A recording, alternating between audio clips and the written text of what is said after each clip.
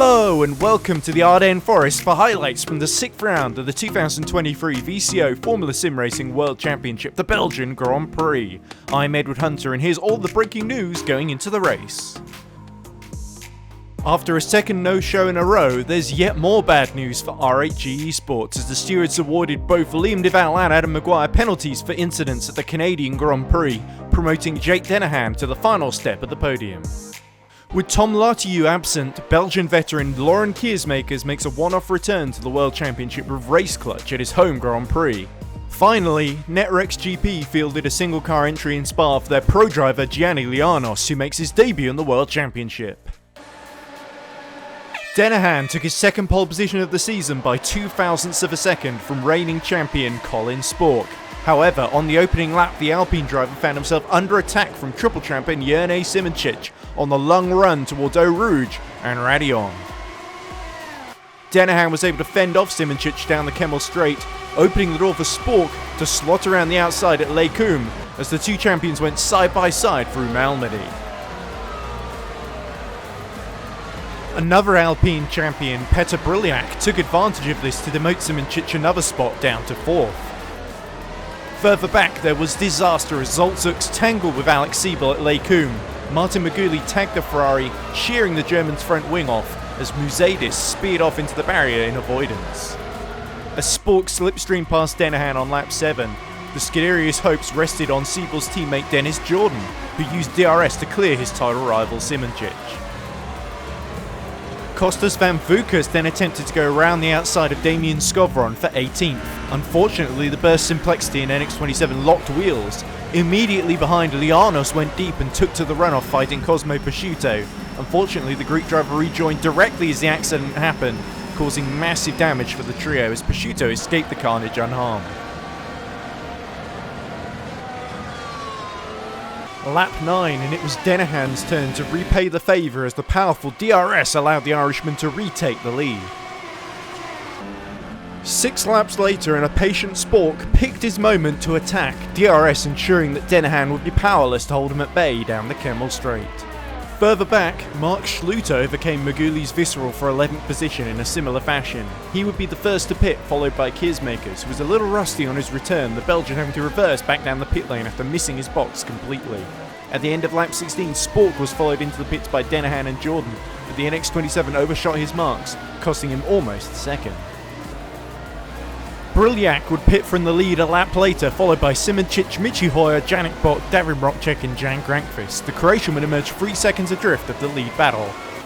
Mika Hakimi was running down in 20th when a snap of oversteer on his first lap out the pits sent him towards the wall at Pujon, a premature end to a tough day for the Malaysian. Grankvist wasn't faring much better when on lap 24 he lost control of his Superventure at the top of Radion, the Filipino Finn calling it a day after crashing out from 19th. Lap 26 and Dennehan wasn't done yet with Spork, the Dutchman deciding to put up little resistance and cashing in on the slipstream for later on. Maguli had switched to the mediums after a good start and was now overtaken for 12th by a recovering Matthew Williams. Musadis' tough day continued as he fishtailed his valet through the gravel trap at Stavilo, necessitating a lengthy repair job.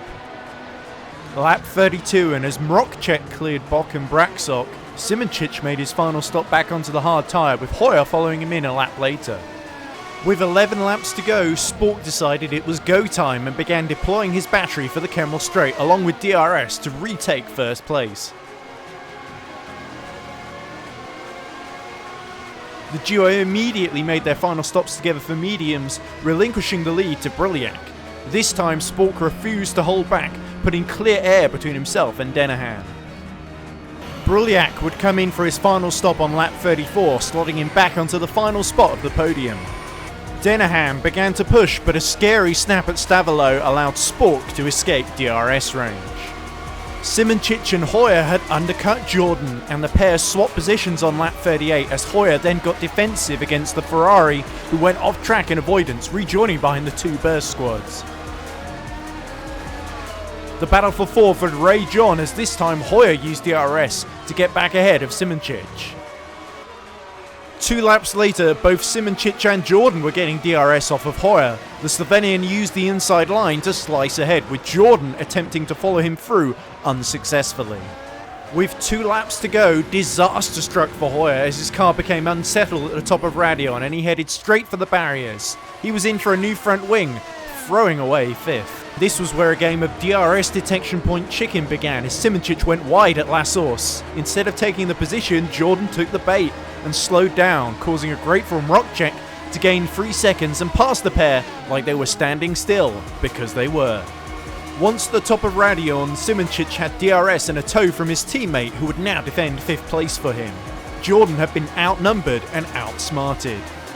On the final lap, Mrokcek tried to trick Jordan once again by missing the apex at La Source, but Jordan was not interested in giving him a tow down the Kemmel Straight and once again lifted off. With no more burst cars to sneak past him, Jordan could sweep around the outside unhindered, but his title rival was now out of reach.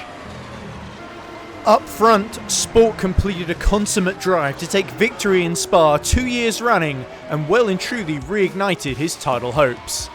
Denahan pushed the Alpine driver throughout and would miss out on victory by just 2 seconds.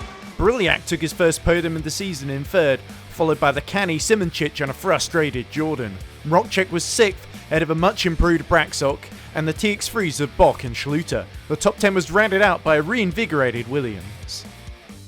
Moguli took Visceral's best finish yet with 11th, ahead of Valeriano, the returning Kiersmakers and Sander Callas. Peugeot took his well-earned first points of the season ahead of a rueful Hoyer, whilst Panzar, Lalu and the unfortunate pair of Siebel and Musadis rounded out the finishers and scorers. It was a tale of damage and woe though for Grankfrist, Takimi, Lianos, Van Vukas, Skovron and Zux, with all 6 drivers crashing out. Simoncic has extended his lead over Jordan in the Drivers' Championship to 13 points, but has been closed in by Denahan and especially Spork, who are now 21 and 25 points behind him respectively with 3 rounds left to go. Briliak's podium puts him ahead of Siebel as Braxok breaks into the top 10 for the first time. A bad day for Ferrari allows Burst to grow their lead to 33 points in the teams table. Alpine's double podium puts them just 2 points behind the Scuderia in 3rd, and NX27 relieves RAG of 4th. Arnott Brabham also retakes 7th from Super Venturi, just ahead of Race Clutch and Burst Simplexity. With 2/3 of the season completed, momentum has swung from Denahan to Simoncic to Jordan and now Spork, who has halved the gap in just 3 rounds. With the 3rd act starting in Monza, can the Scuderia or Burst regain control, or will they be left in the dust by Les Blues once more? We'll find out on the 10th of September, but from me, Edward Hunton, from the Walloon region of Belgium, I bid you adieu for now.